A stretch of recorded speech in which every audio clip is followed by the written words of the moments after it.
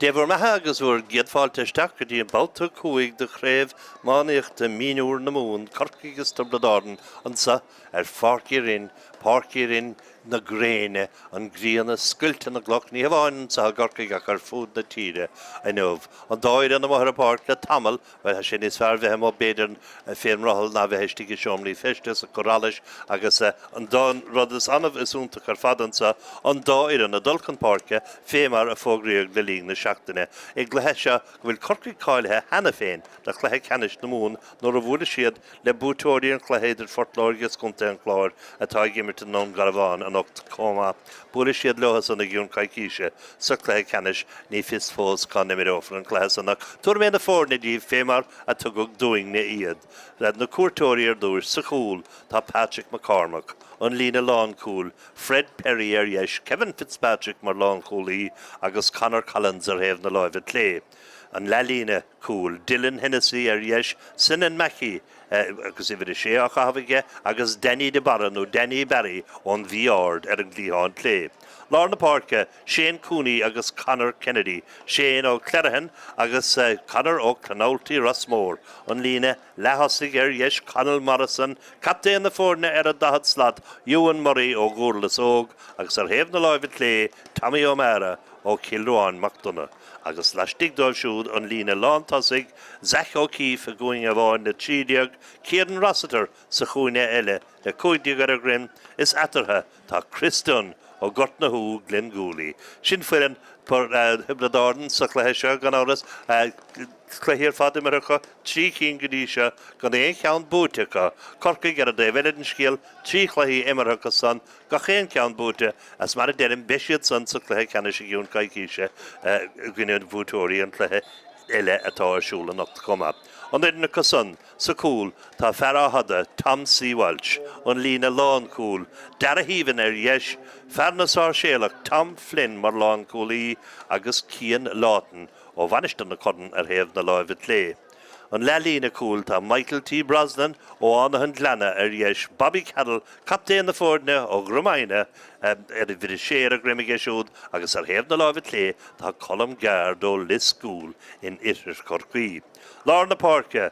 Tomás Abranach sin ón Garrig Húil in éanach le ferile ó Itir Corcaigh Jack Cúnahan nó Jack ó Cúnacháin ó Connachán na Billarí. An lína lethosig an san ar héamh na láimhe deise, ruairt go dúna bháin fermai éisiúd agus i bhfuil deige, Cormac Dean ar a dahad slad ó Cille a henne forlethar ar ahad joog an áras a bhí ar in omaráiteach san Corcaigh a bhuaig Craobh na hÉireann sa bhliain 1990 agus a bhuaig an tra mar iad im líanans na sínsir an bhliain riimi sin comma agus ar héamh na láimhe léan san fearna bírsach Craig O'Sullivan. Laistigh dóibh siúd an lína lán tosig tá Sean Collin nó Sean Coughlin ón basáiste ar héamh na láimhe deise, Sam Ring, Garvach de Christór Rinn ón Garrig Húil sa chúine eile agus atartha ón ó sé ó bhéalátha an dá chasa. Sé ón ó léire ón glár réiteoir na híhanacht agus mar a deireadh cé gur na gaiith sin a luad a Corcaigh ná a Tiobraid in 1 grád amánaíochta go mbíonn anna íochaint atartha, well tá Corcaigh cáilethe hena féin na gluthe canis agus tá go péad a hárlóigan sa hanacht gomeisiad sanna dularaig an scéal céanna agus an bhail céanna ar Tiobraid a chail ga chéan cluthe agus ná beige dularaig fiúháin má bhuain siad anocht. Agus fanamid níos agus tugamid sas chun an Tomás Cuí a thuairt ná Árann ná siúnta.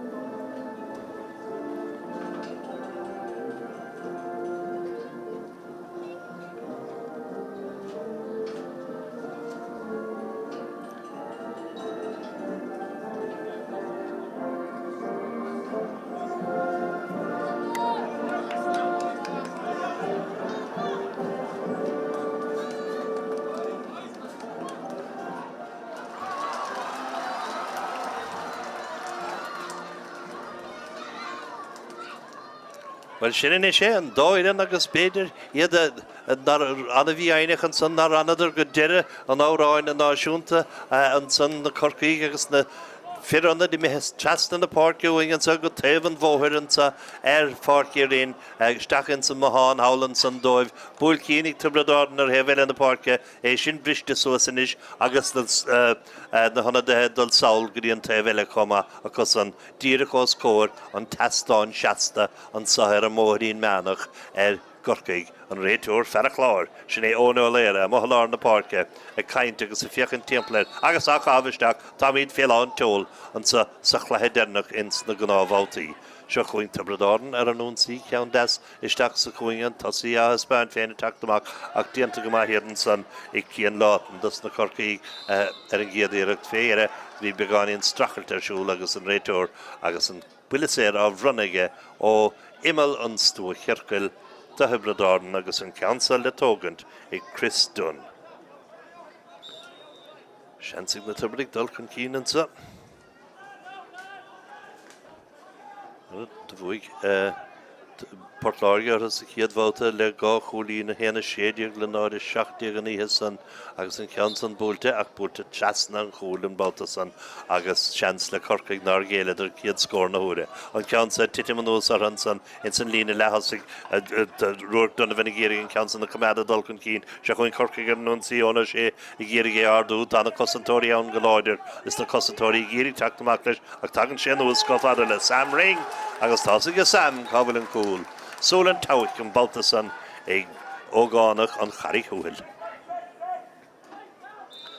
An buileach is le tógant i cúil báire.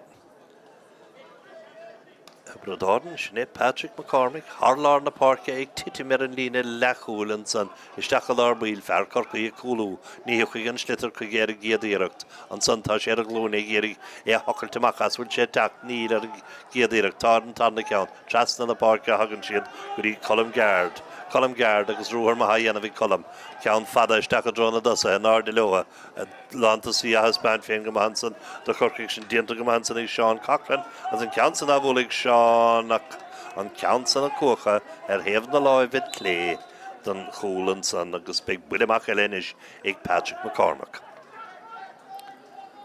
Fada hen sé ríis, Harlar na Pairc ríis, náir de leoha an ceann sa smachtathe a fe second ag fear Tiobraid go dagan sé chun talún Corcaigh i géirí an ceann san na bhreithimach ach féiire míonn séach ó chamáin Michael T. Brosnan amach haris an taobhlíne hawl chasna na Pairc mar a denim héamh an bhóir an sa Pairc Rinn. Lár na Pairc, díreach lár na Pairc, steach sa chuing a héan an ceann fada, ní léinge héan san ach Colm Gard do Corcaigh piochan sé sús ar a géadíireacht tras na chúla héan an ceann san godíon cúil báire Tamsí an san ceann amach go taobh san na Pairc, bhfuil an ceann san cailte Corcaigh tá bhí fear níos gurga bhí sé géirí an ceann mór áil tagann sé na seo chuin Tiobraid ar nunsaí an seilbhacha lechailte ach búte ar naisian an chiad ceann an san ní réidir le tá sé beidir sé dechar sin íanamh ar an fér beáinín gearach seansan sa ag Tiobraid dagan an ceann san ústí Chris Dunn agus tásaigh go Chris cabhail an splioch an ceann san haris an drasnáin cholín an taobh in isise going 3 nóma imire feice going. Gearid amach an Babhta san go fada le Michael T. Brosnan, Michael T. ceann fadach beag fear Tiobraid na heasan lasma da chéile chóraigh chunéis sin a chur neis a ríis dus na Tiobraidig isteach a drón lína lád tosaigh atá gimir amach ón gúil agus géirig spás a crothúach an bhlaáil diant an Babhta san ag fear Corcaigh pesan san gearid isteach a lár bíl Corcaigh ágaine go duine agus an san ceann sa eistrethe go taobh san na Pairc áidir bhfuil Craig O'Sullivan ina éonar Craig ceann fada agus na Corcaigh gofa chun cín a ríis.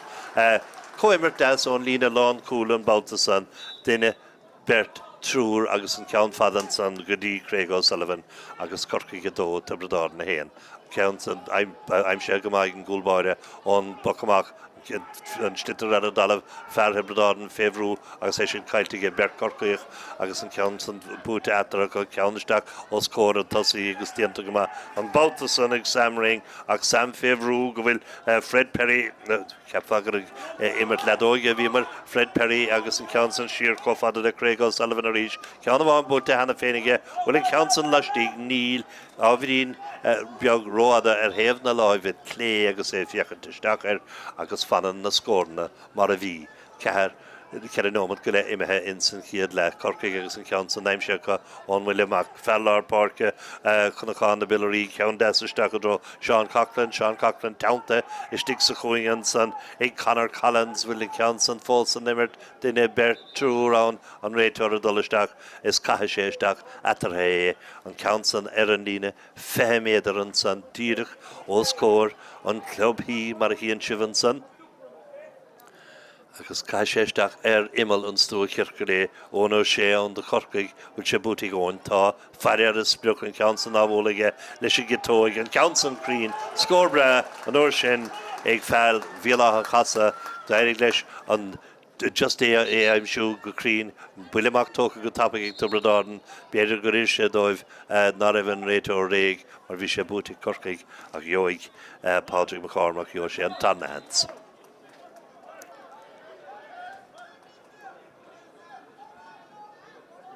Cormac an ceansa a ríis fada a ríis a tuairte na himimeóiríonn san lelíne isteach san nimmert ach a ríis siad na Corcaigh go bhóna ceann san dul chun cín go meáran is hálan de bhfuil an barc ach an ceann san isteach a lár buil go dtí Jack Coonan agus fiachint amach chus a chóir go dtí Craig Sullivan ceann bháin feite ag Craig go dtí seo an tanna ceann feite ag Craig Sullivan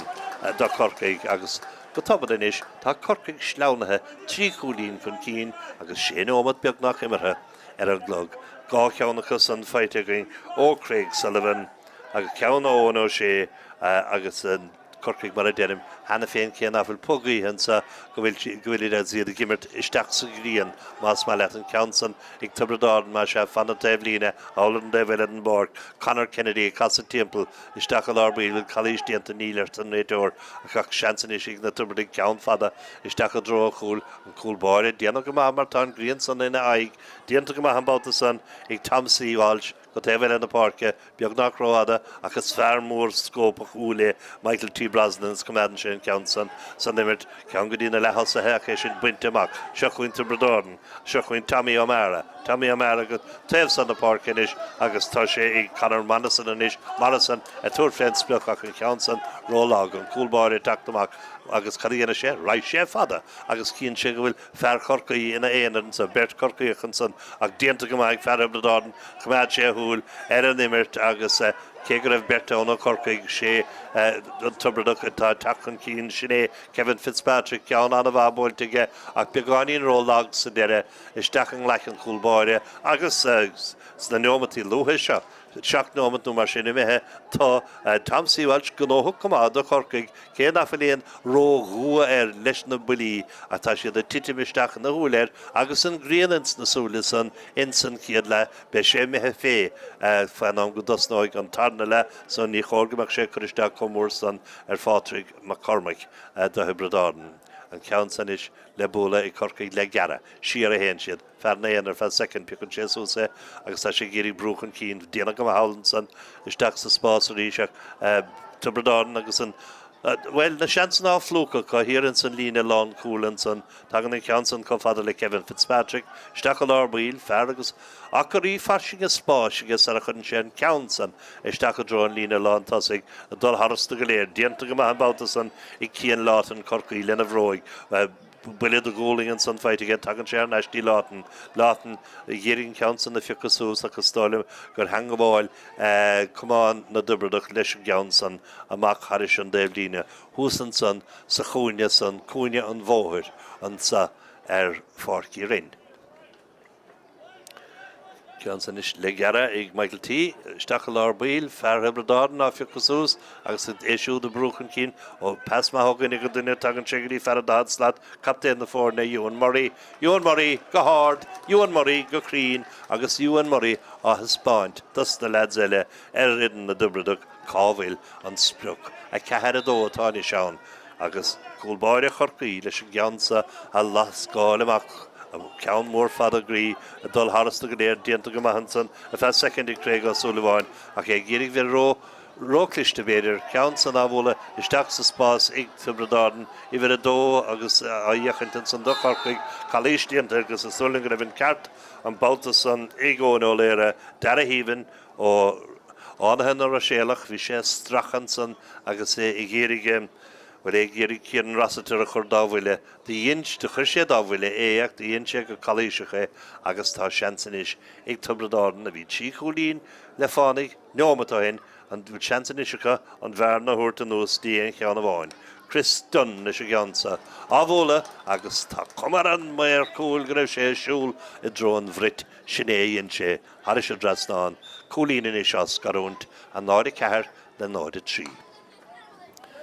Ceann mór fada an gúlbáire. Náir le háf anna gramús an éan san ag ruirt Donovan de Corcaigh chun sé ceansan go dtí Craobh Sullivan. Craobh Sullivan go háir ach an ceansan lasma. Snéan tíú ceann amúis ag Corcaigh insan cléthe go dtí se ceann amháin chu amúigh Tiobraid.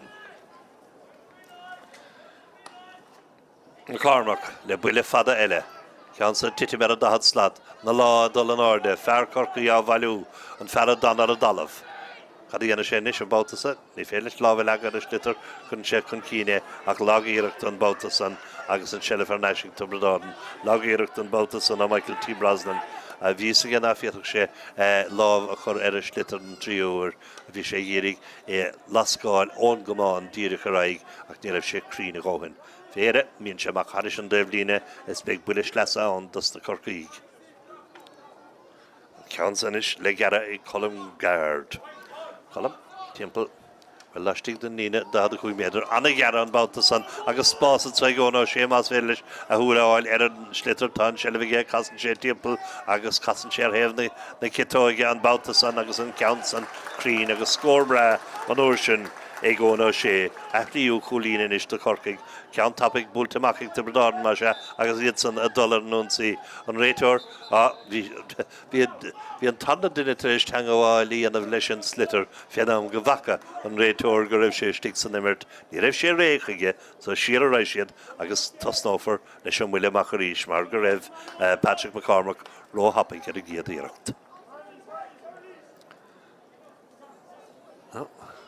Slitar le chahabhaisteach an éisige go dtí an taobhlíne bhfuil den éigean chun tachisteach an bhailúd agus in is McCormack leis an imirt a thosnú.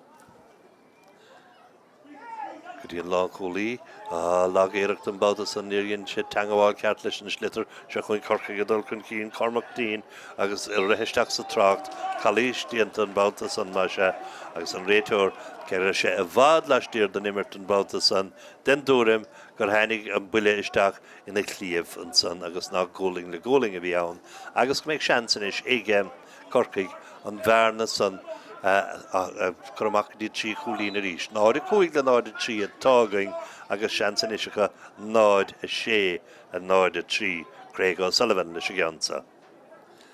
Idir maithasálc feice going ó Craobh go dtí sé ina iireachtaí ar cholíní ach bhí rathar a gceansan go háard haris a drasnán dúbal scórna is a going sé trí. Ceansan is le búlamach ag McCormack go taobh san na Pairce ceansan na titim sa gríon fear Corcaigh gaiirí tagan sé nós agus seochuing an nunsaí iad colm gard truchas lá diantaige cad dhéana sé tuair sé pas lábhaisteach níón ódá sé déanamhaisteach ar a gúla ceansan buntaige anna ábháiltin céadúirin san ag an gúlbáire well de hill sé chuireordan an Babhta san díana Patrick McCormack blast úntach óná sé rís Corcaigh agus an sellbhach meadacha iad a dul chun cín is pas a tactras na go dtí Craobh Sullivan Craobh agus an ceansan ábhólaige bhfuil ceansan crín tá sé crín. Scór Mahansan. Náid a seach den náid a trí agus an ceansan dianta go maith Corcaigh. Buileach. Tachtanis, fear Tiobraid fé, fear Corcaigh áhain siach tagan sé có fada le Jack Coonan, Jackie Coolúisiir a cára testáilú agus an cásan feitige ó cían látan a hógan ceansan amach Haris an Devlíne.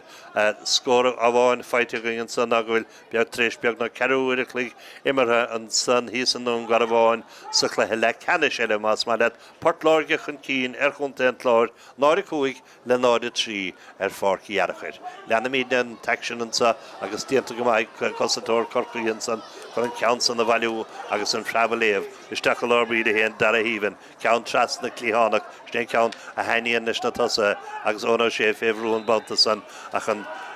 cúlaí teachtasteach róláidir an Babhta san ar Sam Ring agus big an buile séir i Corcaigh.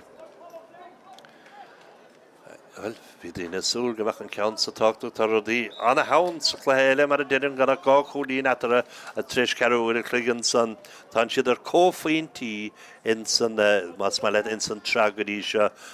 trí cing imartha Pairc Babhta ag portláirge trí cing imartha an lár Pairc Babhta go san agus tá portláirge móide ar cuaig agus tá an chlár móide trí an dáireann ar ceirfaitas rathe so dágríocht nóg sé ar chóscór siad na déisiigh a raach chun cín ach fanna míad né leis an gléasa an ceann san chur a haris dras na anna Corcaigh agus náide hocht le náide trí atáine seán bhí sé tuchan úscúpla nómda hindí an cholína bháin ach go toban a ríis na Corcaigh agus an bhearna san ábhéadúcha déanta go bhaid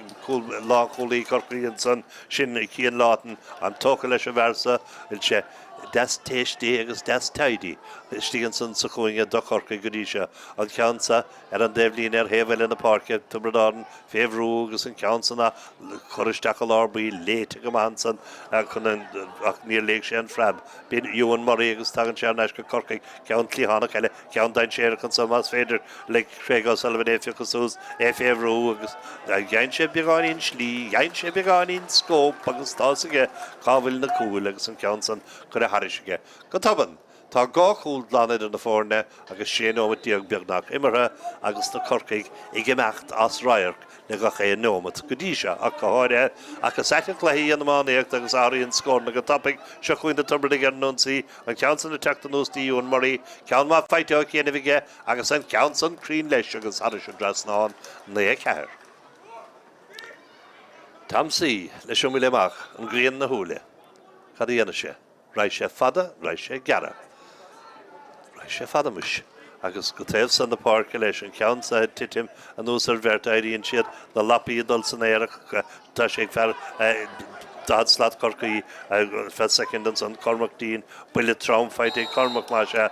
tucha chun talún san a chalís bretig an réiteoir ó tam éháilt tá tam síháilt sa cúil i Corcaigh agus tam ón garí cúil i láthar na Pairce agus gohfuil tic chutha lena enim ag fear a chláir ón ó léire agus an cúlbáire agus taistal amach go dtí leislíidir an 65 agus an 15 ar a héamh héin den Pairc. Beidir ciad slaat nócha cuaig slaat ó chúl Corcaigh se chuin iirecht an Mionúr Patrick McCormack an ceann san na titim díreach ar an líne trí bhéidir díag búltaach ag na cúlathe tagan sé go fad le Colmgard tras na cúl daid séireach an cuairméis sin de Corcaigh a chun sé planta féireacha agus teachtamach féidir bhíon le an buntáiste ag Corcaigh an támar fadan san fear Tiobraid agus well úsáid míos stúmaige leis an gomáin an san. Agus gofuil sé cúnaí fear chléire ag imecht an Pairc agus is tóirm gur Philip O'Dwyer atá teachtasteach i bhfuil féid sé Philip O'Dwyer atáist ag dus na Tiobraid agus an fearlár Pairc sé cúnaí methe go dtí an taobh lína dóibh. Chiad a harúna híthe. Ceann sa titim ar gahad slaat lína gahad slaat Tiobraid nach an tasa féhrú an Babhta san na cosantóirí déanana go mbean ceann san chuireach an cín se chuin fear dahad slaat ar éhfuil in na Pairc Iomána féhrúin san ón Corcaigh búlann sin ceann san gearad go dtíon cópháirtaí sa lína lethas ag níhiúcha séús an Babhta san de céan rasatar agus an as san ascaríonn an clibert Tiobraid na dulcan cín mar se i bhfuil dóíag an Babhta san Tommy Iomána Tommy ar cárach ní sé take go fáiltá sé cuiteúigh mar se agus Colmgard áglanna de Corcaigh an ceansan bheith go taobhfuil in na Pairce an tosaí teachtamach an Commentator teachtamach agus léite go maith an Commentator in Babhta san isteach go lárbíl agus seachuing tá bradáin na géirigh ón siar a hosnú senan meci a fear an sprúch ceann bra bóltige tá cuman na maithasa ire agus anna scór an Babhta san ó senan meci agus scór bra thugann tá bradáin ar neisisteach sa le náid an éanis ige Corcaigh náid a cúig ag na Tiobraid iad a fanúint I ngar éigen a do Corcaigh fiú de tréistas Corcaigh an bhearna chu amachní cúig a sé chúlín Díana iachintá dhéanamhan sanna Corcaigh ar a ghéad éireacht agus an ceansan búlta chun cín bhfuil cailís déanta níl búlta go maitha Babhta san ag Kevin Fitzpatrick amach ar seo déimhlíne cosint maitha dhéanamhan Babhta san ag Tiobraid ag beidir Dylan Hennessy bhí an go manis céal an Babhta san das na Tiobraid agus déanta go maith. Ceansan níos le gara I Corcaigh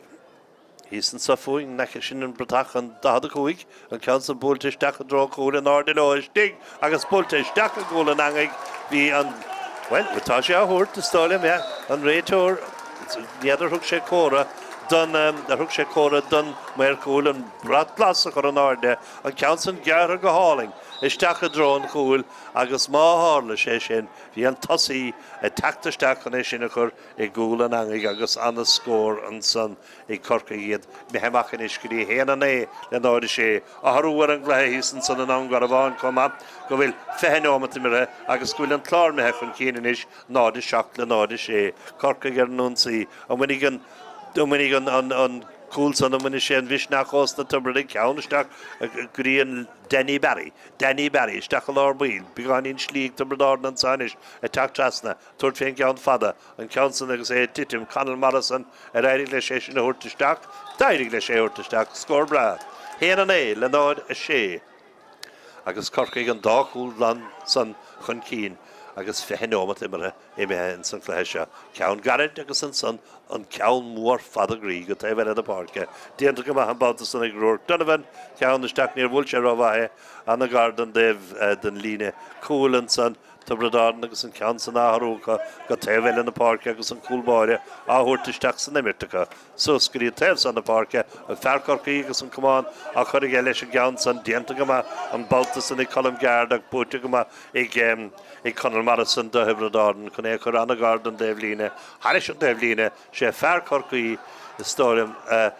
Dí héad ar an muir taobhlíne sé fear Tiobraid go dénach a dhéon teangamháil leis an slitar agus beag an ceansa le gara ag Corcaigh leis idir an líne 3 féidir díag agus an líne 5 féidir ceann fanna talónan san a siad a gaiirí fear Corcaigh agus é an cumán istigige os ciúna cín agus an ceann san tuchaigh an réiteoir ódáléire do Tiobraid an ceansa ceann dechar sé seanis do Christon bhí ceann níos osa chéanamhige ná éirig leis ach tá ceansa beáí níos siamach an Pairc so béidir go bhíoach sé slas éigen a chur a ceansa mar a deirim Traslo go bháin an déobhlíne búlta go maithe cuman ná éirig leis an gríon an ghae a hól sa gart agus an ceansa na mehamach héamh na láimhe lé. Welsh go lár na Pairc a rís an ardil ó lapa Corcaigh a bhailú bin ruach Donovan ruach isteach sa spás fear Corcaigh an ceansan ábhris an nuasaige ach ní éirig le é bhailú an am agus déanta go maith ag an Commentator seachuin Tiobraid an seaca cúig á rasnú ceann isteach a lárbíl léite ag colm geard go dtí an taobhsad an Pairc agus Tom O'Flynn le ceann íseal cófada le Craig O'Sullivan Craig a géirigh ardú trúr na himpeall cleannig séach haine sé dí ruach Donovan agus an ceann san ábhla ag ruach agus dólan gúil sí sin héamh na láimhe lé tá agus sin cuaicín chur móí Corcaigh gin san chéad leis agus in áiríomh ní léon bhrúartha agus bacóir go dóghí na scórna san in áiríomh. Titim lár na Pairce fear Corcaigh gúnsaí an tlitir lámh amháin ar a gomáin an san ag fear Corcaigh agus gan éon rathir an ceansa isteach a lárbíl fear dahad slá Tiobraid Iomána isteach sa spás seachuing iad anna rá dhéanamh cúla testáil íseal anna bháin ar a ghéad dó anna bháin diantan san ag Tom C. Walsh cha sé héana ar héamh na láimhe lé chuir sé cumán leis agus an son nuair a bhí fear Bradorn I géal isteach well de chlánaigh slitar lasmá den líne cúil agus beag buile séir 65 méadar in isising do Bradorn. Well de bheith an cúil san taréis an chléthúirt isteach dí trí chúlín ach mar atá beag seans éigean inis ag Christian an ceansa a chur haris drasnáin. Ní raidig leis le gá ceann rimise ach an ceanse lárnach cumá ar an líne 65 méadar. Thucarú féin fiochantisteach ar chúl na Cargadí. Gus an ceansan a bhla go maithaige an cúlbáire fearir well bhí béidir go raibh tamsaí bhil se gcuí go raibh an ceansan am lasmod an gúile níor dhéin so an ceansan slánaigh tá Bradorn cúlín idir na fórne héana é le náide seacht an ceann garad go téhfuil na Pairce a taco fada leis an lína 15 méadar agus an san ceann fada isteach go dro an lína lán tasig ach an lán cúlaí I déanamh go an san ar a géadíireachta ó Bradorn tá sé bútar na sin Corcaigh mar se tagan sé nús go dí ruirt Donovan bhfuil an ceansan á bhólaige ó féhrú agus ar a déobh lína haris drasnáin scórónta an uair sin ó ruirt Donovan.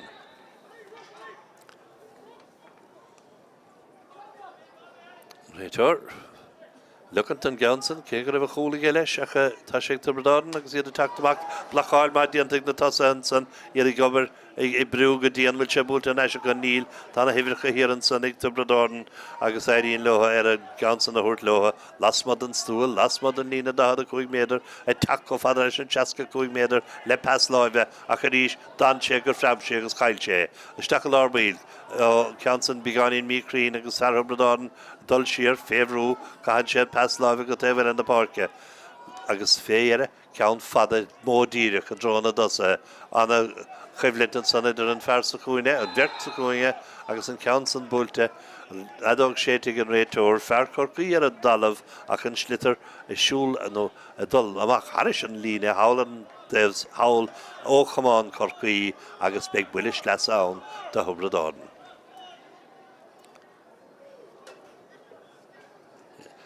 Le héile hisan san an nún garabháin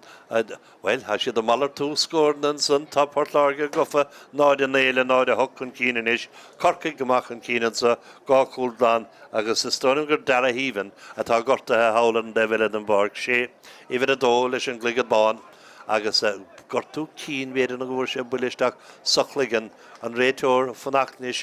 go dúrfar nó go gurtar an cór lei séir agus is tólim. Ja, gafar é bhaint an Pairc nuair I tú éon bhuiile sa cheann atá an dochtúir haulann san agus an banaltra dar a híhann go ó Roiséala ó ánathe an Roiséalach hísan san Cos Cósta in idir Corcaigh. Agus Michael Quill. Sné Michael Quill an garí go bhfuil teachtasteach agus go bhfuil dar a híhann I gceamacht an Pairc fé chóram doctóra agus cuimid go léir gach rathair agus náfilánach rodín beag an ceansa le bóla ag tú Bradorn isteach a drón cúil an ceansan methe héamh na láimhe deise bhfuil bhí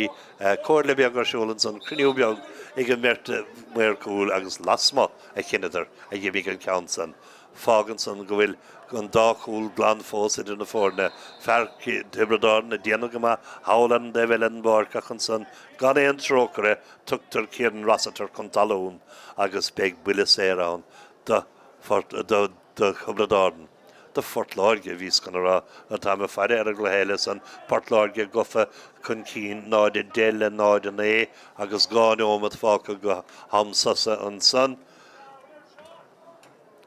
Tá Bradorn leis an gceansa a bhla níl sé fé Christian ach an cúlbáire Patrick McCormack a teachtamach leis an gceansa a bhla óna lehéin éigen ach óna lehéin an ceansa bhfuil sí fada go níl ach tá sí daid séireach I titim leistigh den gearnág beag dianta go man san ag tam é agus é teachta gáir ar an tam eile tam sí ach an ceansa an búltaach go na Pairce agus feite ar neising tá Bradorn ceann des I drón tá sí atá teachtamach óna chúl héin. Sinné Canan Marison saol go dé bhile íireachtar cúlín inis ó 15 méadar an ceansan á bhla ach an ceansan á bhla lasma. Nis díalthaigh tá Bradorn go déras go dóite as na seansanna a músan náfuil dógantacha agus le nómad go lenú mar sin fácha tá sé cumad Corcaigh gomach an cín an ceansa takeí óna sé óna sinna difriíochtta smó idir na fórna na an Uriain Corcaigh an seans tógann siad níos smó ná mar atá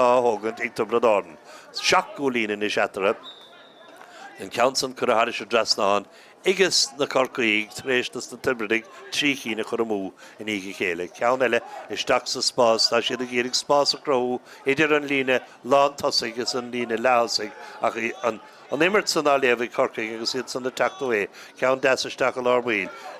Skill deas a spantan san na colm gard agus ceann fada a dróna dasa a chu ríis an ceann san na titid an Iomána agus Corcaigh Tráchtaire se chuin Seán Cochran dianta go maige agus sin scór ó ar a fasáiste hir an san ar bhruach na caharach an sa Corcaigh agus go taban tá 8 lín etere agus sin san nóma dernach. Nóma a bháin tá fógra sa lehéimir dám cuatíh gorta ceann dimige mú ar Tiobraid an san ón mhuiile amach bhí lehans ar cúlbéidir Corcaigh ar fe second na ggóg fós tá na Tiobraid á blócha agus teachtamach féir agus dianta go ó ní sé dianta mar anna chosan dianta ar i gcóna séad a Corcaigh ar i ggéad éireach tugann sé an pasanáis agus seansa Corcaigh an cúlína ógant agus é sin ar bhfuil sé an cúile de dhéin hen sé náis an bolla agus an seansan mar methua ach dúir dhécha siad isteach ar a chlár a scóran sa agus iad héana dóiag le náid seach chun cín agus an nómad san den am cuatíh gorta fácha na himirt beisiad sásta le níireachtaí in san chiad le an ceann san na titim in san lína lehasaigh do Tiobraid agus é bútecha iad a dul chun cín se chuing morí fósa do raig seansal a Berna lorgaige ní raibh bherna ón thóg sé an cúlín mar se agus cún sé an bherna isteachchan is beagáín an san go dtí 8 cúlín chu é 7 cúlín bicirte go marrá. An buileach go taobh san na Pairce an é seo teachta nuas go fada le colm gard colm a fear an spruch a géirigh ainim a chur ar chlár na naimseoirí bhfuil líana sé mar sin é mar bhí an ceann san raidmha ama ar thaobh na láimhe clé. McCormick go teachtamach go nóach sa chéad le héana dóiag le náide hocht agus timppel well 10 second numar sin fáca go gluisfar an adóg le hama an ceann sanna teachta nús tí fear Tiobraid búta san éir ina éanaige agus go leor don bharcáil náfuil cócrín san ceann san búlta róada ag Tiobraid mar se an ceann san adul amach haris an lína cúil agus dí chuireach sé anún orm más é seo buile dennach na lehuide. Sin é tán in áíirih an réitúir ónóléire agus an fíp dennach ige as a bheadóig Corcaigh gomach an cín héana dóiag go cosan an náide hocht atá ag Tiobraid sa chluthe eile agus céanna fi leann nach chluthe stratha sa bhabhta dennach de sra na mún in áíirih is chluthe le ceanna sé mar tá Corcaigh sa chluthe ceannis ar réchama agus portláirge cúlína bháin chun cín ar a glár náide de le náide né. Ach an sa Corcaigh ó húsama in áíirih ar a gúmpórt scór na áim siúcha a bhad níos osa ná mar atá dhéanamh Tiobraid na réhfuil na Pairce an cúil san na teachtain san chun an bherna oscailte ríis héana dóiag go bhfuin baile atá cáilehead an chluthe ceannis hena féin agus Tiobraid bhfuil iad fánach cumá ar náide hocht féin amsa ach dámeacht na seansanna tóca ag Tiobraid sa chéad le féidiriste bhd éir níos gire ach mar atá 7 cúlín as scaróint héana dóiag le náide hocht is be mítar neis le scéal an tarna le. Go taobh san na Pairce áidir bhfuil Craobh O'Sullivan ina éanaar Craobh ceann fada agus na Corcaigh gofa chun cín a ríis. Coimir das ón lína lán cúil an Babhta san an de Corcaigh bhfuil sé bútaigh ón tá fearir is spruch an ceann san ábhólaige leis an gitóig an ceann san crín scór an uair sin ar an slitar tá seilmhige casan sé timppel agus casan sé ar thaobh na gitóige an Babhta san agus an ceann san crín agus scór an uair an ceann san na teachta nús tíún marí ceann má feiteach chéanamhige agus an ceann san crín leis agus haris an drasnáin na ceair. Hosnú Senan Mackey a fearir an spruch ceann búltaige tá cuman na maithasa ire agus anna scór an Babhta san ó Senan Mackey agus scór thugann ceann san búlta isteach a dró cúil an áidir óis dig agus búlta isteach a gúil an angaigh bhí an Well, tá sé thuirt is stálim an réiteúr Árann tá sé búta na sé Corcaigh mar se tagann sé nús go dtí dí ruirt donna bhfuil bhfuil council á bhólaige ó féhrú agus airde gomáin agus Corcaigh teachtrasna se chun Seán Cochran dianta go maige agus sin scór bre ó ar a fasáiste hir an san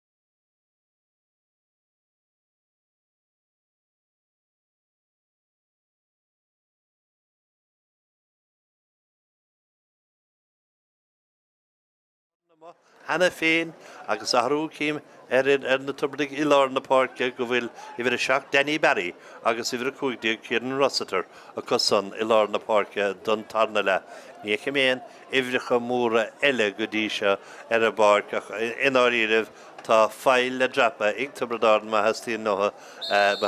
teachtar neisisteach sa chlésan agus seochuing an tarna leithsúla agus Corcaigh brise Jack O'Cúnaáin a gardan déblína cumátistí a secondige ach an san sleonín séach charis an déblína haular hevan bhóthir an sahar am móthir í meannach. An countsan is le gara ó lár na Pairc ag Tiobraid agus sé Dylan Hennessy atá leis a geansa a bhóla dóibh. Tras na héintse ceann san mithe harsta go léir agus an Corcaigh danar a dalamh teachtamach chun an ceansan a chur sús a dróna anna imirt an Babhta san ag Corcaigh teachtamach an tosaí a Hispáin féin chun séar neisin sanna Sarah Hitton séach an buile séir planta ag a réiteóir dianta go Mhaoir sin ó I gibhir a chuig Michael T. Brosnan a bhuaigh an slitar a léig etilt an slitar a teach trasna dan sé chu sé líró des isteach có fada leis an Cochran ach an chalísin san dianta a fasáiste agus Craobh O'Sullivan ó thuisceart chathair Corcaigh ó Cumann na Bíorsach. Ceann san ábhuaige sé dul amach titim daid séar agus teach an drócúil ach léite go an san agus tócha amach an san ag Tiobraid dianta go an Babhta sanna chutá siad féhrú gan áras siad Tiobraid Corcaigh na héan an déan se chatte agus Corcaigh na Mún dá réir scríling go léir an tlethe san híos a liminach agus an cúl taobh siúil fé mar a thugtar an cúl a dimigeisteach a bhúil an angach sa henig amach a ríis is ná facha éinge dus na Mhaoire agus gur béis sin an cúl eiclisir Corcaigh sa deirí hir béis siad a chuoine bhar gan san bégar mar tá Tiobraid na teachtain séireach a fe second fear Corcaigh géirigh é bhailú istí gás córa chúil a seansan isig na Tiobraid ó gine go duine fós ar a dalamh fós istí a ggóil an angaigh agus an ceansan well béidir go raibh sé níos cosúla le rugby sa deirí hir agus iad a déanamh isteach ar a ggóil ach féidir Iomána béidir a fuair an teangáil dernach leis a slitar an san well á dúseo sé sin Corcaigh bí cinnte go níanaigh an ceansan á tugann sé an bharnaisteach tí cear a cholín Corcaigh agus iad géirigh an ceansan a fiocasús ní éirí leha le fear lár Pairc le cuidigar a Rinn sinné Kieran Rossiter an ceansan á chun isteach ige I drón cúlbáir dianta go ag tamsaí amach cófada le colm gard agus ruúra dhéanamh ige siúd ferháin chur go ige an pesisteach lár bhil seochuí Corcaigh iris agus an lelína á rasnócha ceann desisteach a dróna dosathe ach an réiteúir a dul trasna agus gúil seach an buile séir a thuirta Corcaigh maiallar rudéigen a hála as an imirt tréis de colm gard an slitar san na bhóla. Níach an lámh crochta nó éanaí mar sin nach béidir mar a deirim go raibh gur bhfuair sé buile beag tréis don slitar a chur sús a dró chúltha Bradáin. Corcaigh inis agus an ceansa le bóla ag Craobh O'Sullivan.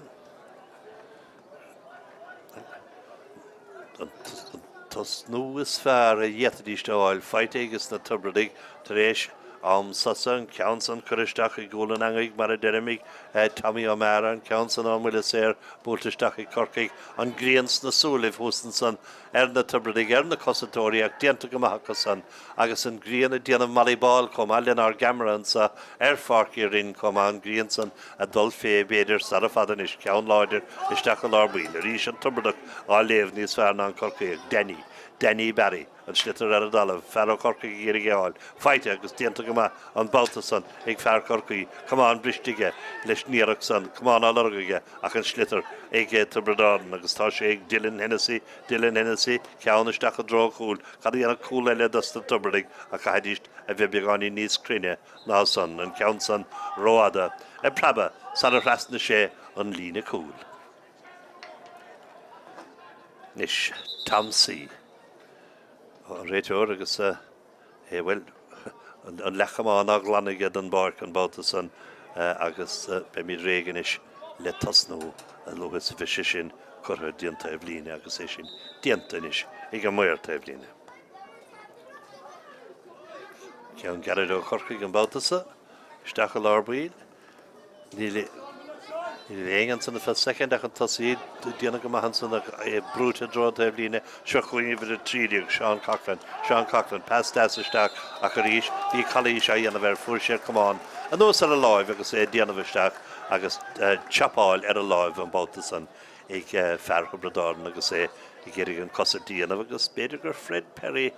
anim na ledóige Fred Perry ó cuman rógarí na míle beidir cuman go bhfuil níos mó cáileara mar felladóirí ná mar atá mar Iomána ach pénéring é tá buile sé blunta Corcaigh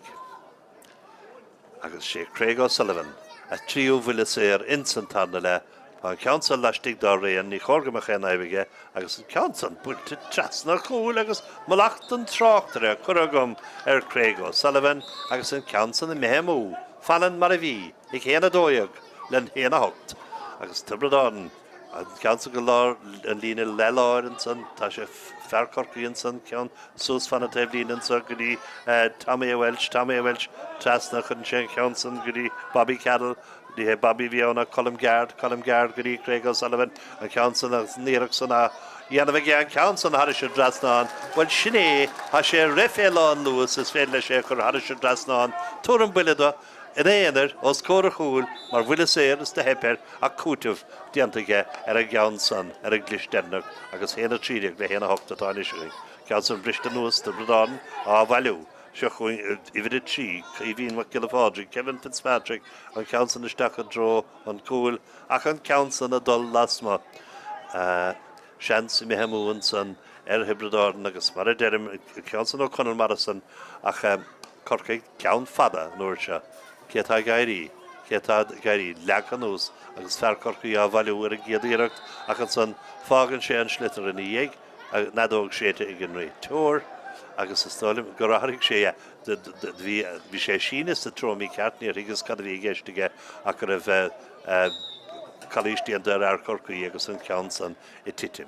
An ceansanis an lína 65 méadar. Búilte a déobh lína beagach chála an déhile agus sé rúr Donovan atá leis an ceansa bhla bhfuil deachríige ní dóla mé ní lasma. Lasma a bhí an ceansan ní a mórrán ánach sin mar hála Coolbarin is le ceann tapig amach an taobh in na Pairc ceannisteach an árbíd. Babhta Bradachan san fel second agus duine bháinna teach ná drón sanis rástan sile bh bhailiú tá sé ag feartha Bradáin chas a timppel an san ceann das isteach a drón dosa hí san sun fóing is stig sa chúine an fear heinig isteach ag lehaman san is stálim Philip O'Dwyer agus é council go haris drasná an scóma an Babhta san agus na Tiobraid hí sé mecht síos isteach sa cúinge go sé dechar oring né éiscint hí san idir gríon agus ile an ile an sa Farcaigh Rinn ach fágad san gúil ceir cholíd fós atarinnis agus Corcaigh agus ceann garantá go iad tacna ó chalís dianta an Babhta san an na harúa heinig isteach an san rih lehamas né Michael Quill Tá Michael Ganóras a sé stiganis ó an Garigóh ó dimig darar híhan den bar chála réhar an na Pairc rih lehama. Ceann is lebúla I Corcaigh tá sé Michael T. Brosnan isteach sa cúinge réhar an na Pairc teachta nús. Rís Tiobraid bailú Tiobraid agus an ceann teachta nús dí an Corcaigh chun ceann crín mátá is anna scóra Corcaigh an Babhta san agus fágan sin cúlín atartha rís.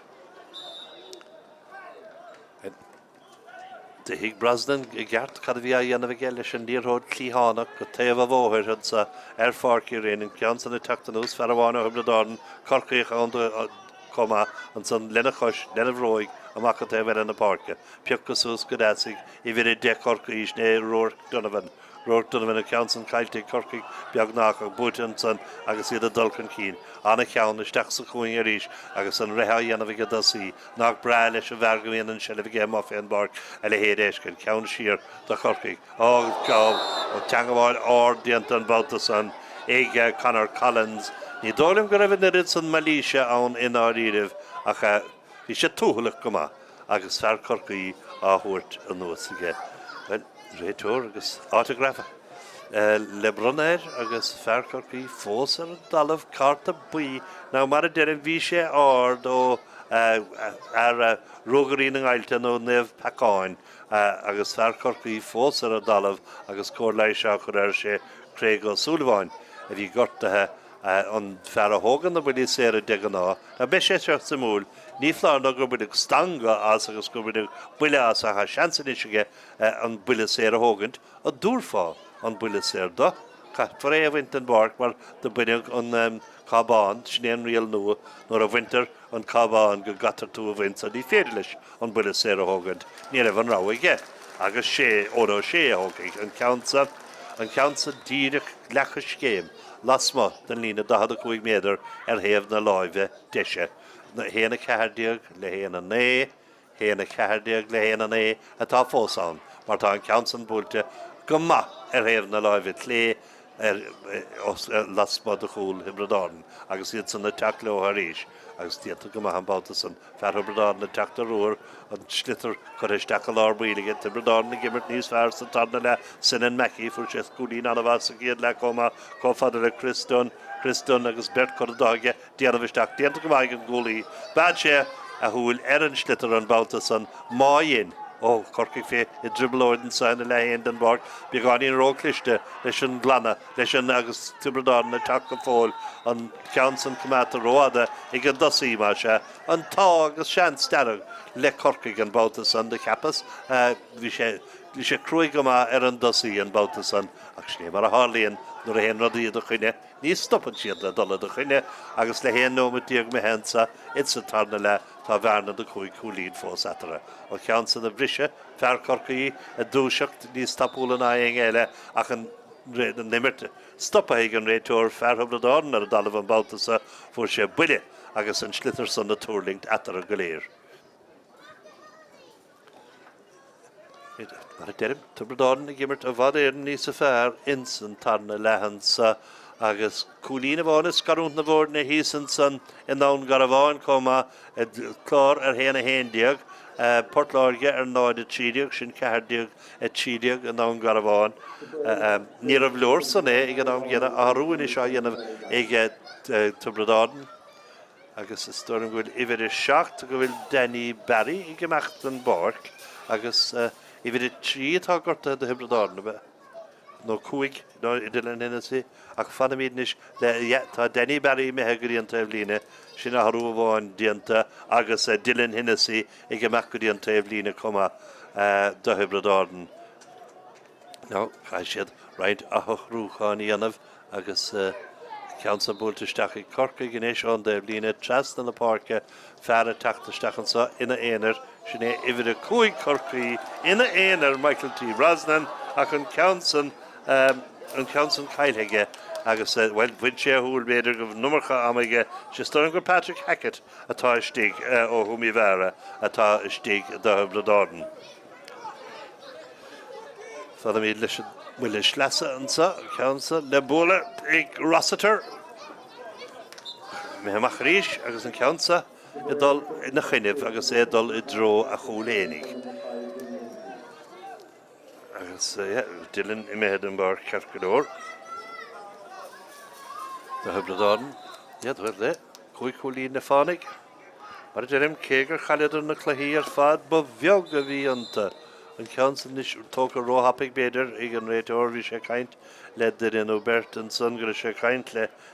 Conal Morrison do Hebridáin an bhirtí de Roirt Donovan agus Conal Morrison a bhí a choraithin ar a chéile abrimis. Ach is mar a deirm cé go bhfuil an chlár cúlín a bháin chun cín ar Fortláirge níor lóréis sin mar a dhiiflíoch scóráil bhfuil dhéanach mar do réidir tríd le séfuite. Dámach sé carm tá gáfainte dar a spár ag Portláirge an ceansan á bhla ó moffian barc agus is tólam go bhfuil an ceansan methe harisis anna bhuiile an Babhta san do Hebridáin anna scórar fad feice goin san nua agus bhfuil níl I géile caifáin méid sin rá cear cúlín. Tá mé bhhail sé gceamacht do Corcaigh agus go bhfuil is tólam Ferelle ó chum na bíorsa go teachtasteach Callam ó Cofaigh nó Callam Coffee a teachtasteach do Corcaigh. Beag nach leis líad sin tarna le, ceir a cholín na scarúnt na bhórne. I gluthe, ná bhfuil mar a deirm, tá Corcaigh cáilethe hena féin agus is cuma cad a dhéananig Tiobraid bhfuil ní bhuaithe siad na ní raibh siad cofada le chluthe canis na mún im líana tréis dá bheith bhócant in rig agus craobh na hÉireann a bhreilótha comma an slitar anagard an Dave Lína Howland san ferthobredáin na ggéirigé áil dá chunta éon níor dhéon agus big builis lesa ann do colm gard Corcaigh. Derim beocht well níiad fará go raibh beocht na go raibh géire in san chluise in áiríomh mar bachoma in áiríomh céhóch an sánacht ach béidir Corcaigh géirigh beagáinín díaltais a bhainteach chlís na bliana se chatte an ceansan feite go nó sé casa timppel an ceansan bóla le stír sné mar cúil agus an dáláimh leteachige an rá go sé mehead buileach tóca go taobh san na Pairce ferthobredáin ina éonar a dulcan cín sinné ifir a chuigdí agus stála bheith beag cin Rossiter. Ní sin ifir a chuig sinné Dylan Hennessy ach dvé Dylan Hennessy bhí méid an barcáin ómatain nach sé takeisteach a ríis mar go bhfuair sé buile sa ceann sinné. Carta bí feite an Babhta san ag Rourke Donovan da Corcaigh agus na seans ag na Tiobraid an réiteoir i siúl trasna a sé labhairt leis an Mhaoir taobh líne. Neadidir chattá dhéanamh acu. Cí méid in iscuil sinné ferthobredáin sné Iomána agus cór leiise a chur an sanar Carémar bblian a bhí ag Iomána le bliana nús Craobh na mún sna Mionúr, Craobh na hÉireann sa Mionúr, Scomhíniúr amánaíochta na hÉireann na rig, chluthe canis na hÉireann, corn an Arctic a comma agus éon sa hanis agus ód Fáirc rinneach lena chunta gúchas a ríis an tarna bliana níige chéile ag gimmert in rád na Mionúr atá fé seachníana diaganis ach annach a chluthe éimire ag Iomána le bliana nús. Agus ahrú Dintanson gohfuil Jack Cahill a thuirteach ag Tiobraid sné an áras ó bhaileann garí a chaine a going ar a Liam Cahill agus Jack a tactaisteach inis don cadé don ceúir a clíg dernach Corcaigh an sellhacha tras na hen siad an an dí sné Micheál ó Caoil i dribblóidan sa bhfuil check mat a rádige an slitar ar a dalamh umar a scáil mar a chiá sumo na Seapáine agus búte an Babhta sanna fe second ag Tiobraid agus an tarnúir ag Tiobraid agus an tríúir ag Tiobraid is be go réanamh an ceúir fer Corcaigh tactaisteach san chunéagaid ach sa deiríir siad na Tiobraid agus Chris Dunn a thugann an ceansan leis go fada le Iomána agus Iomána bhóla isteach a dró chomhúil Corcaigh déanana go ceansan cailtí Corcaigh teachtamach mar se bhí coolbáire Tom C i ggéirigh an ceansan na churamachí an leúlaí ar réamh na láimh lé ní éirigh le sé dhéanamh as fé ar tagann sé nús go Tiobraid lehansar cúdaín níos mó ná lehansar cúdaín ach an ceansan methe ar thaobh mí ceart na chúile dos na Tiobraid. Gáinóma díaghnú mar sin fácha agus an ceansan búlte agus na Corcaigh bhfuil mar a deirm ní léon géire tá siad mánta chumá ins na tosathe ins an tarna le ó hosnéimar agus Tiobraid just an nóin a dhéanamhacha fer Corcaigh agus an ggóling a úsáid go duileach an Babhta sanige agus seo chuing evan ní ceanamó cofaigistí dos na Corcaigh Cain sé pas trasna go dtí Craobh O'Sullivan agus féire chur a haris drasnáin ag Craobh O'Sullivan. Coimer Dassenson idir imimeóí na Pairc ó Sullivan agus Coffey ag Cóibh brú lena chéile chun an bhearna san a churamach go cúlín a ríis. Ceansan na titim i lelín na Corcaigh an feradan agus stóma ar a dalamh ná Tamó Flynn a thugann an ceansan uig ach féire tá sé bút ar neisig Tiobraid an slitar meach an talún Berto Corcaigh an san ferháine Tiobraid a ríon leis an ceansan na bhailiú agus iireach deile tá dul amach ar réamh na láimh lé. Sinné agus go leor seansan ag Tiobraid ní le cúlín idir na fórne agus sa chiad le a bháin agus a rí sin is sa tarna le go bhfuil seansan ag seansa chaabh múcha. Mar a bhí sa ráin ar chaileidir an ciad lethe ag gine fortláirge ach le gá cúlín an san dóag le héana seachdeag a bhí go gá cholína ríis a gcuineh a chláir sa a bhfuil limine chu a dóid trídeag le náide hochdeag trídeag sénéideag cholína bháin a bhíatara an lásan so iad gar golóirdas na fórna eile ach an táleo ní raibh agus na seansanna á legant le srácha insna chluí san gách list de gá cholín ceanna bháin de cholína bháin agus inis an ceansan is le brastú ag an gúlbáid Patrick McCormack atá na ceansa thugant titim imil an lína 5 méadar anna gramús an néan san i gá cuil de Corcaigh trastan na Pairce a dhéana ceansan ó déin déanta gras an Babhta san i Cormac déin gan ar stúla ar dó é Joe chun sé pasláimh cófada le Tom O'Flynn ar neis go dtí Cormac Dean agus an ceansan á bhóla clíhánach aige isteach a drona das a peochas ús go deasan san ag an lán cholí agus anna gramú chunéir a dhéanamh ige siúd an cumán méid san éar a ríis an Babhta san Cormac Dean a ólaisteach i dro chúl an cúlbáire féhród sa bhfuil a cúlbáire tá an ceansan choristeach ag gúil an angaigh bhfuil an réiteoir bhfuil sé chun é ceadú tá an brat mé an áde an réiteoir agus é scríisteach sa leabhar is tólim bhfuil sé scrí mar gúil a sé methe gcóirle leis an Mhaoir taobh líon sa Cormac Dean ar a dalavan san an cumán bristéir diaad fará agus bhfuil sé gortathe mátá an bhfuil sé leonta ar fad a réiteoir beidir a gléach ar gine das na cúla comma bhfuil sé chun an cúla ceadú bhfuil sé chun carta thuirt nó sé dolisteach chun labhairt inis stáilim le duine de stáilim Ivri ceir Hubradáin sné Conor Collins agus an tanna carta buí feite Conor agus well sin deire lena chuid tránóna an carta dearg well ta spáinte do agus má haring sé trasna go hard Cormac Dean leis an gomáin an úr sin tílte go maithaige an réiteoir meachtasteach an is chun labhairt leis na Mhaoir bhfuil sé chun an cúla ceadú well now de bhí an cúlbáire dolisteach dhéanaan cúlbáir iad sé tóplais agus an san de landséisteach an slitter an réiteoir arán a raibh sé réig chur fan an slitter an eis go cúl na Dublin agus go haban chluthe a bhí ómaíoch go má methe as ruchta Hubradáin diaad fará dó a 5 le héana de sin 8 gúlín etarréis agus beáí na chuis 8 neomad fácha is go an ceann garad tócha ag Hubradáin agus an ceansan a heola isteach a dro cúil Corcaigh agus bhfuil rásan sa Corcaigh agus chun cín chun an ceansan a bhailiú ar a géadíar ach sé an tibreach a hágan lei sé seanar cúlan is ige Iomána an ceansan caiilige a búltear neis i Corcaigh féire an chalís dianta ar a gosantóir agus teachtamach agus tuchaí tamsaí Welsh amach leis an ceansa ógant. Ceansa le tógant ige díreach lasma den lína 3 féidir díag. Slua deasan sa de ránóna ine dhearra seachtain na Sira Bank an áíirih go háirid gluthe náfuil níán de Corcaigh ná de Hubradáin ach súla diagam náfuil rud rómhór cear le Cormac Dean agus Corcaigh is a dulcan cín bontáiste an imimeóir a bhreiseacha agus iad a dulcan cín an Babhta san strachail diantar Sam Ring agus seansan is i Craobh O'Sullivan an bhearna sin a oscailt tuile ríis.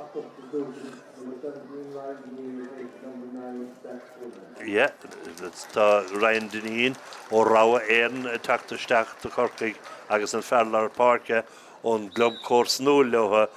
chunacháin na Billarí Jack ó chunacháin ag imeachtan Pairc beidirnis baristeoir Corcaigh an áras ná ír lechasí lár na héan Fergal McCormack go bhfuil Fergal which a beidir i ggéirí imimeóirí a bhaintad Pairc agus iad a hábháilt do chléir ceannis na mún imimeófar chaichí san íanacht idir the other commission go fóil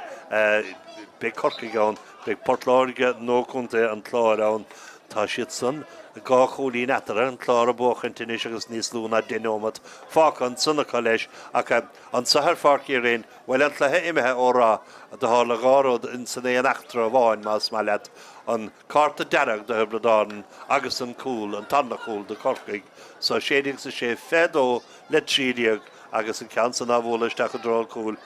igus na Tiobraid ach an cúlbáir teachtamach tamsaíhhaid beidir go sé dearach leis go sé dar a bhéige ina himmpla agus an ceansan feitiige ach ar ríis leasáhainte ag na Corcaigh as a bherbh leis éis agus a heola isteach go dtí na tosa go déanta go mbeidh na tosa an Babhta san lámh crochta fedóg cloiste agus buile sé branta.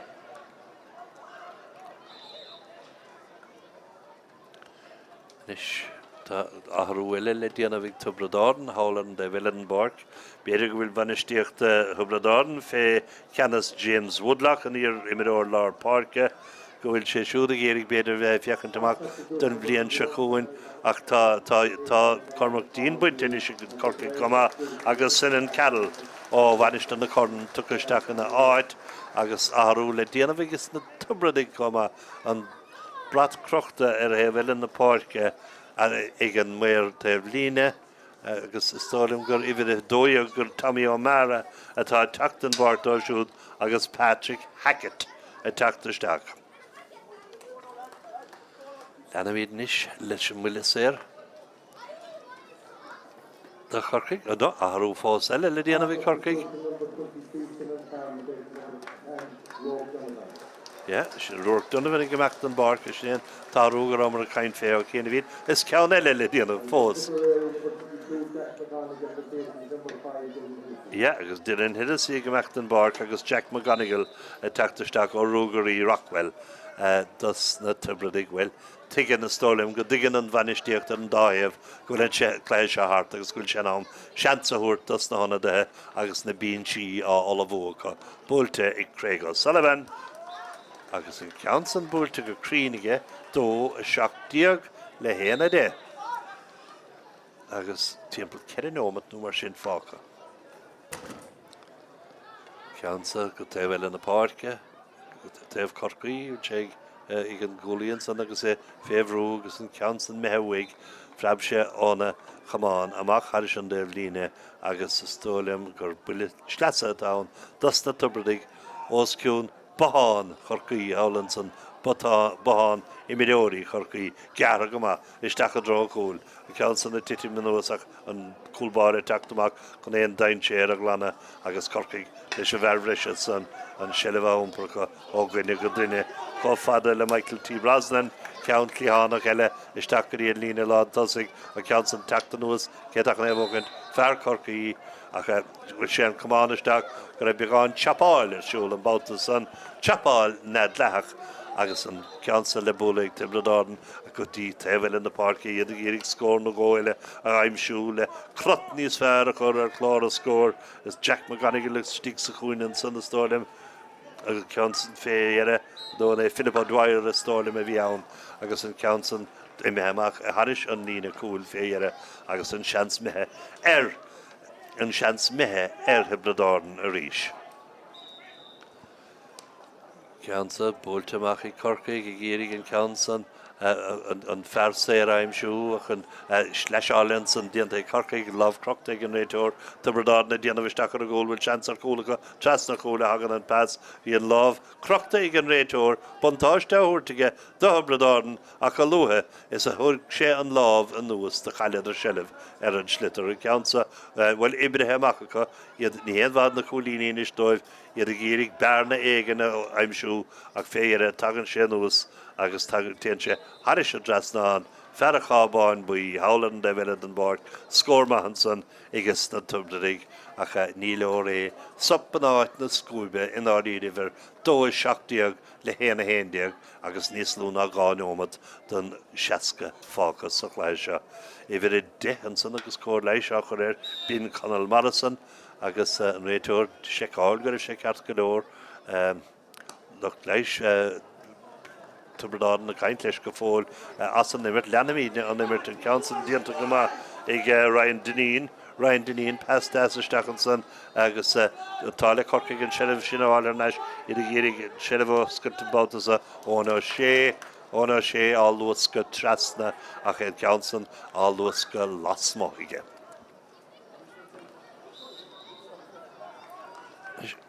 Ceannaíonn garad ón gúlbáire Patrick McCormick Mac go lár na Pairc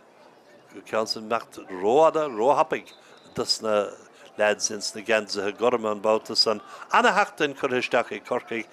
Farkin Iomána the moon. Die hede hinische Kate for a nidrinsa on countess liminach iglehe straha agus an chalig iad mas malet dunlehe canish biog biaunar a glehe nocht on sun deadownig on a vucha a gwyne carar diog o bradarden ins na shincher on sun ihe de loon ihe de chiadin de voder a rish is ingrad fe na Iomána nor a forider an countess Fort Lorge a tri fe hen na náide hog diog agus an nocht a rish agus ní léan áras ac o múisiad an chléhesa gan ag 10 second fáca agus cool agus sé chólín idir na fórne agus Corcaigh an trauchan cín sné Michael T. Brosnan isteach a lárbuil buile traumfightin san ag fear Corcaigh chun sé passan siar go fada le Ryan Dineen a tuairt fé an gúlach well Irene sin gúlbáide Patrick McCormack an Council a cheanú gáinóm a dom cúti bhagortathe a bheith ghine sa seachuin Bradáin ar núnsaí Corcaigh deastíanta hálar héhar in na Pairce ag go Corcaigh an slitar meach an talún ach fós na Tiobraid a trauchan cín an adóg sé te féire ag a réiteúir álan san beag buile séir ann das na Tiobraid agus sé Patrick Hackett atá is has a bhósa ciún. Díreach lína nua na pelle, lína lár Pairce na Pairce. An council na titimisteach a dro cúl Corcaigh an áde loha, Bert Corcaigh I gobar as láva chéile, passa cormacatel na Pairce. Léite agus léite goma, iver a fé an a bháin, bin iver a fé an Hebradáin, Harry Lawler, níos a fear na Charlie Hanratty an Babhta son, ach an sellh fósig Bradáin, iad fós a trauleoha, iad fós a gérig, well an verna son a leidú, ceann das a steach a lárbuil, a cantu ceann san a húrtóibh, seachuing Sam Ring héran son, iver a cúideach a havige Craig O'Sullivan a steach sa chuinge. Bert ó Bradáin a dul isteach a sé duine bháinecha, a sé féhrúistí cadíana sé, chasa sé timpú, agus trasna na Pairce éan sé, a míid sa lenóm a dernach, tá Bradáin a teachtamachchanis. Ceann caildíreach síos féin Pairc, lucha méisteach a ríis, ach an ceann sa mé áras na go léir, fear Bradáin, cumán ásáid clisteigh fear Corcaigh san, sné lechúlaí lár, captéan na fórne, fear Romainach, sné Bobby ó Carúil. Ceann san tacanúsig do Bradáin, bhfuil ceann san mé haris dresnán ó Harry Lawler, tá go dain féin. Scór Mumhan Babhta san, da Bradáin, agus méidir go bheicimist, buile dennach de cuimhlinn inis an bacamachsa ó Tom C. Walsh. Tom, mábhóla, de léas aigine an bholtóra an Babhta san, buile dennach búilte 2-7 le héan a 2. Corcaigh agus an áiríomh, a ggóir le féin, dormhór na huaide an sahar Farcaigh Rinn, chluthe dechar a bheithe don dáhéamh. Tá Bradáin a taistil an ús coislí agus isacha gur chuma cad a hálóg ná bheirist a $1. Corcaigh ná ghéana agus féidir a húrtóibh hénig agus isacha go méidir is a chluthe canis ag giún caiiciise agus darmh siad Port Lorge a bheith leotha mar go bhfuil bearna oscailtean san a caithí san nám gar bháin héana fé héan sin ceir a cholín ar ag Port Lorge héana 5 ag cúnta a chláir sa Corcaigh agus Port Lorge le chéile ag giún caiiciise le nómad bhfuil gá nómad fácha don nám cútaimh gorta hí san ach mar a deidim tá gá cúldlán atartha agus más fír san istólim gur an núrlas éile a bheith an chlé canis atartha san i ggiúd caiiciise. Ach nósa an aimsir an bheart dianta go bhfuil an baile an sa coislí ar Farcaigh Rinn, Christóra Rinn agus gar níl leis ag imirt an Corcaigh chuma sinné Sam Ring an garich húil, sean uncle leis a bheith Christy, hí mac na Jodín a gin chuma, cífariad san na héile ar beisiad san sa chlé canis i ggiún caiiciise. An scór dernach ó Farcaigh Rinn, Corcaigh a 2-7, tá Bradáin a héan a 2.